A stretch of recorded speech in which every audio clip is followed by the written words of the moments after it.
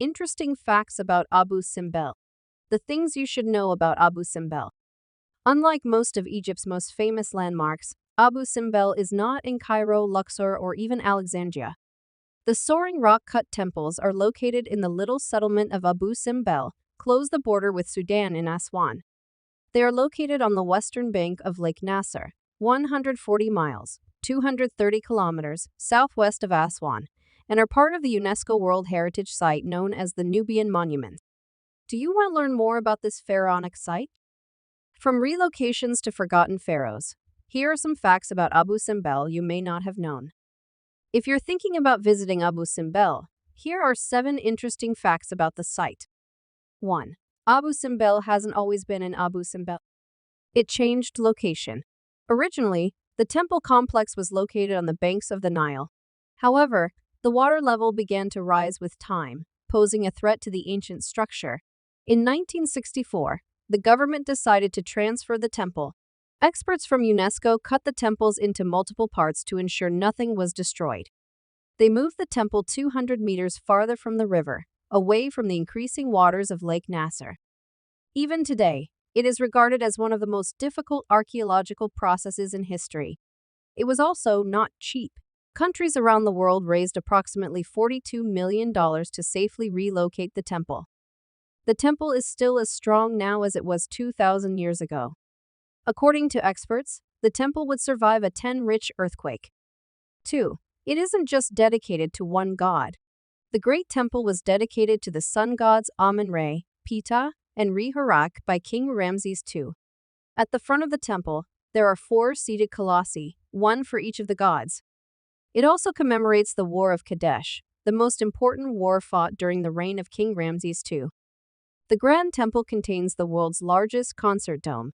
It has a remarkable 65-meter diameter and a height of 23 meters.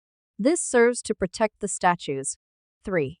The Abu Simbel was forgotten for centuries. The structures were buried up to 10 meters beneath the sand for ages. The ruins were discovered in 1814 by Swiss Orientalist Jean-Louis Burckhardt. Fortunately, the frieze of the main temple was visible in the sand. In 1818, the Italian explorer Giovanni Belzoni became the first to enter the temple. 4. Construction began a long time ago. According to experts, work began around 1274 BC. The temple took 30 years to build and was finished about 1244 BC. 5. The temple aligns with the sun. The Grand Temple is aligned with the sun, and light passes through the temple twice a year. This occurs in February and October, during the planting and flooding seasons, respectively. These 2 seasons commemorate Ramses II, birth and coronation. 3 sculptures are illuminated by sunlight, while the 4th, which depicts Ptah, the deity of darkness, is left in the dark. Archaeologists believe the statue's placement was deliberate, but how the temples were built is unknown. 6. It consists of 2 temples.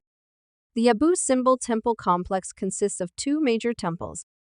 The Grand Temple has a few winding paths and apartments, as well as texts detailing Ramses II's military conquest. The temple is almost 100 feet, 38 meters tall, and 115 feet, 35 meters long. The 4 seated colossi at the entrance clearly identify the Grand Temple. Ramses II also constructed the small temple for his favorite wife, Queen Nefertari.